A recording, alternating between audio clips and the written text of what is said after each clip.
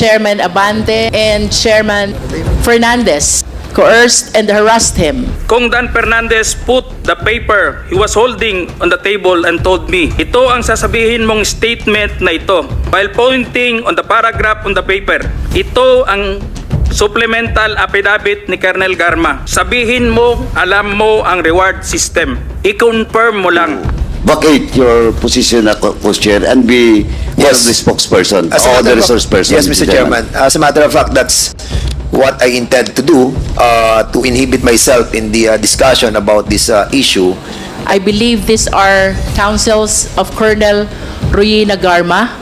I share the sentiment of the Quadcom for its integrity being casted with doubt because of the testimony of Colonel Grijaldo during the Senate investigation that our chairman, particularly Chairman Abante and Chairman Fernandez, coerced and harassed him. Kung Dan Fernandez entered the room and he asked me to sit beside him on his right side, and then Kung Abante entered the room, sat far end of the chair on the right. One of the lawyers of Police Karma stood near at my back. Kung Dan Fernandez put the paper he was holding on the table and told me, ito ang sasabihin mong statement na ito.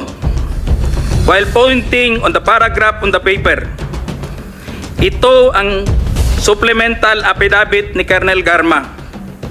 Sabihin mo, alam mo ang reward system.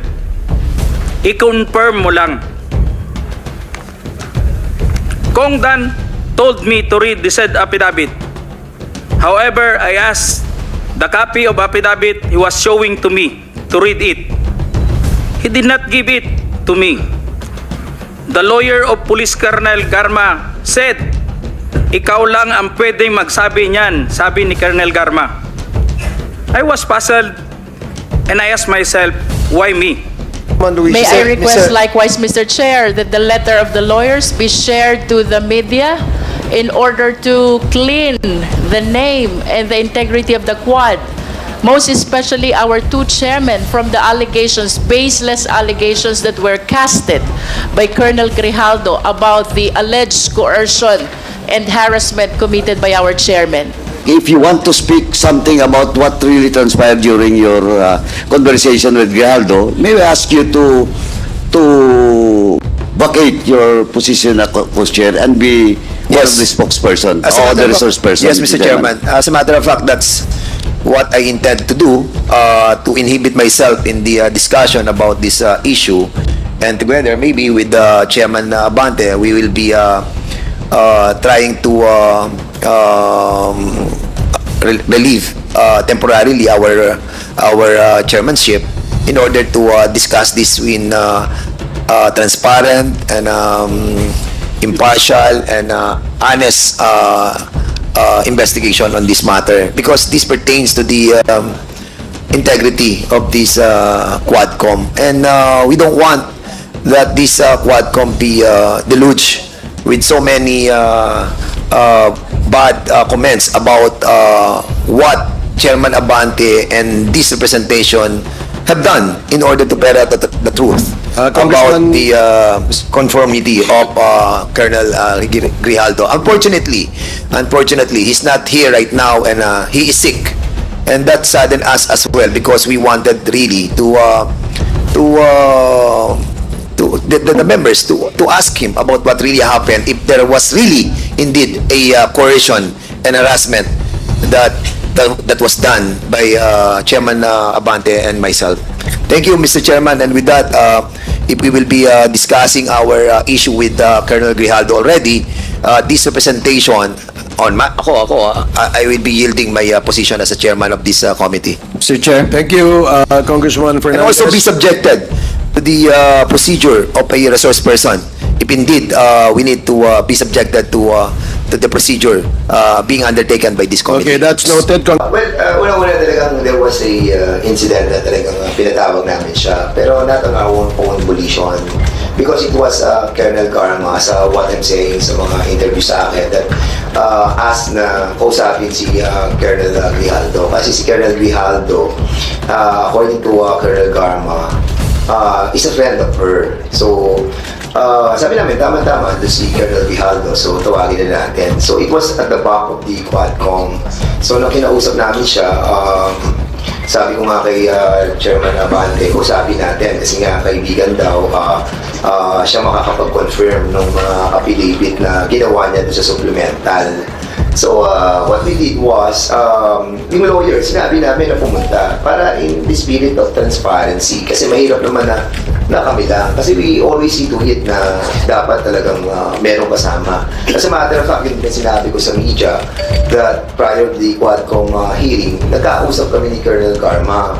And I asked the permission of the chairman to be with me. And he accompanied me para at least transparent talaga yung usapan. Unfortunately, yung sinasabi niyang coercion and harassment, it never happened. Talagang wala namang coercion na nangyari. And ako, natatandaan ko kasi merong isang tao na nandun sa loob pa eh. Aside from the two witnesses na at the two lawyers ni Garma, si chairman, saka ako, and then somebody, kilala ko siya sa mukha, hindi ko lang matandaan kung sino na staff yon. So, we were discussing yung I think it was number 17 na sinabi ko ito, sabi ni Garma, makukonfirm mo daw yung sa reward system. Naku, wala po kaming alam dyan, wala po alam dyan. So, pinoy ko pa iba in 1999, tama yung sinasabi niya. Pero yung kinoers namin siya at hinaras namin siya, kasi ang coercion talagang gagamitan mo ng threat eh, gagamitan mo siya ng force eh. Kung ginamitan natin siya ng force during that time, di ba, there was still a lot of time for him to react. Eh, unfortunately, hindi niya yung ginawa. At the same time, we cannot do that. Alam mo, it's so unethical for the two of us not telling, yung sa mga chairman, like si Ace, si Chairman Acop, saka si Congressman Paduano, about do sa issue yun. Kung pipilitin namin siyang magsalita, and it will be against sa ating procedure na to bet first yung mga magsasalita para at least sigurado tayo. So yun yung tuloy na nangyari. But of course, may din ako sinasabi na issue na yung reason kung bakit niya ginawa yun. Well, yun yung aking analysis dun sa pangyayari. Bakit nila ginagawa to against us? Well, unang-una demolition yun. Pangalawa, it's an attack against me and against you. And most likely, they really wanted to discredit the whole of the Quadcom. And it's quite unfair, to all of the members of the Quadcom, especially the chairman. What happened nang invite namin with our own volition na to talk to Colonel Grijaldo because it was asked by Colonel Garma. And sa amin, yun na nakita kong naging repercussion ng ginawa namin. But of course, in every betting that we are doing, we always see to it that there are people around. Let me be clear, this accusation is absolutely false. I vehemently deny any of this. I have been in public service for over 3 decades. My track record speaks for itself. I've stood for what is right, what is truthful, since I was first elected to public office in 1992. This allegation distracts us from the real and more pressing issue. Former President Rodrigo Duterte himself took responsibility for the shortcomings of his administration's war on drugs. Shortcomings that led to the death of thousands of innocent men, women, and children.